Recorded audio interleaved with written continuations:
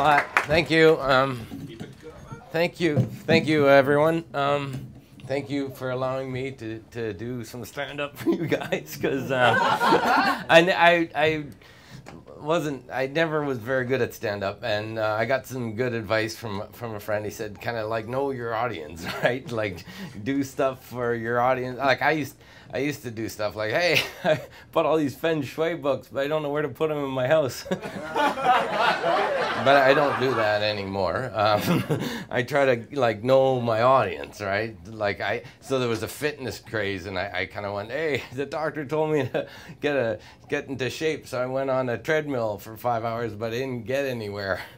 So that's the stuff I don't do anymore, just to make, it says like know your audience, right? And I'm trying to, so how many drink alcohol? How many okay.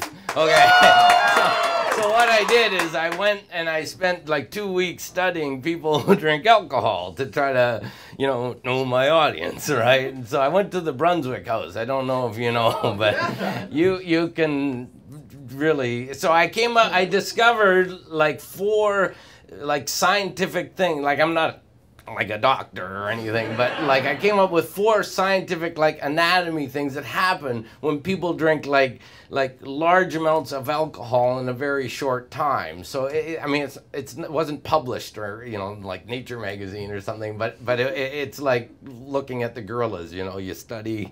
So I came up with 4 things. The first phenomena that happens when people drink large amounts of alcohol in a short period of time. It's hard to believe, but one leg gets shorter. No, you watch the people.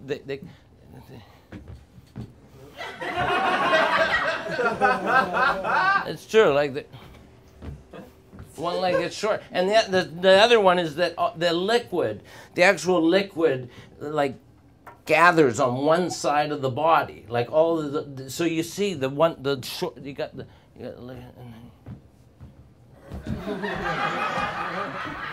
Because it's on the one side of the body. Did you see the leg? The one leg? and the other thing that happens is the vision is impaired. What happens is you can see things from a distance, but you can't see things within 18 inches. So like if I was looking at the microphone, I'd say, hey, can you pass me that microphone? But as soon as it gets within 18 inches, then it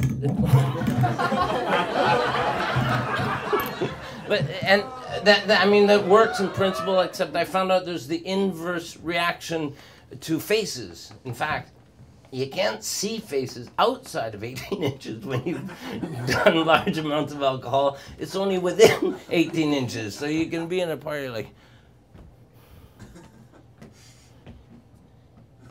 hey, I know you.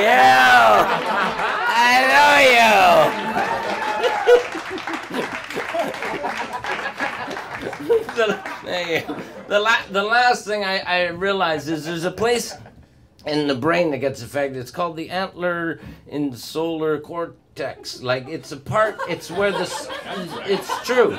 The synapse actually goes fast. Scientists call it the empathy part of the brain.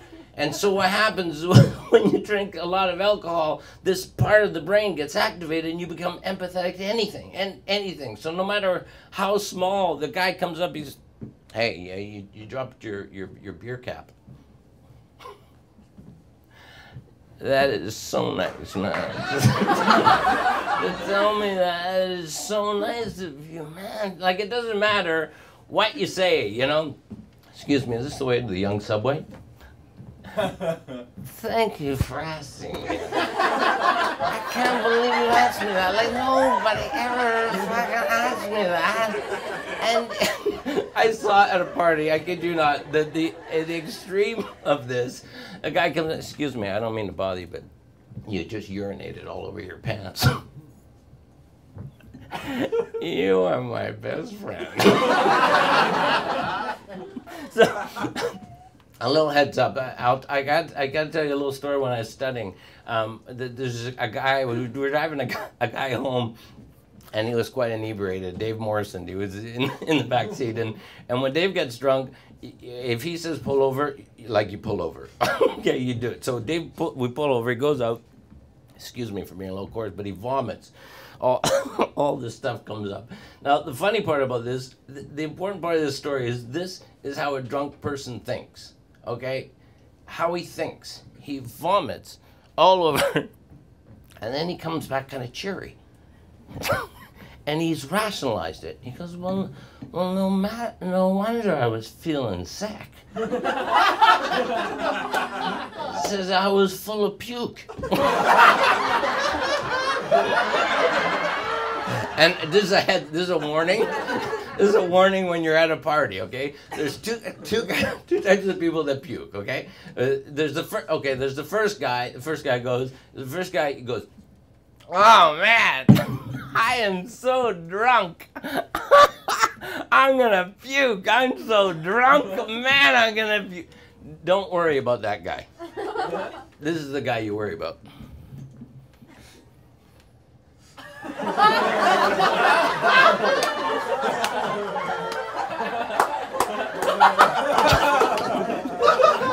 That's the guy you worry about. So the other thing I learned by standing outside the Brunswick Hotel, is if you study long enough the people coming out, you can actually determine what kind of alcohol they've been drinking. It's true. I would watch people. For example, beer. If you drink a lot of beer, okay, you have to drink a lot of beer before you get drunk. So a lot of beer will make you sick. So you see them coming out of the Brunswick Hotel, and you know they're drinking beer because it makes you sick. You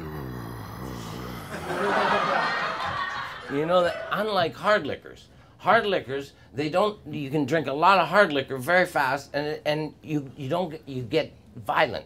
You see the guy. Fuck off, Jim. I started to notice guys who would like start the night drinking beer and end up drinking hard liquors. They'd come.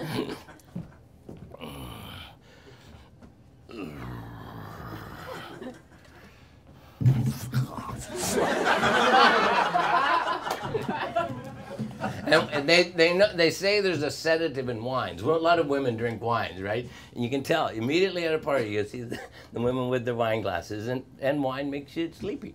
So you see.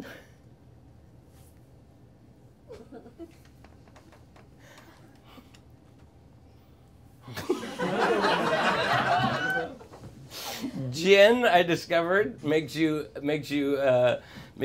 sad. You know, gin makes you sad. Fucking bitch again, but you know, I was just at the party, and she's like saying "fuck off" to me. What the hell was I? I was doing this routine in Halifax, and someone comes up to me after the show and says, I got one for you. I got one for you. I said, what? He says, tequila. So I didn't know. What did tequila? It makes you dance. Tequila makes you dance. I said, yeah, what?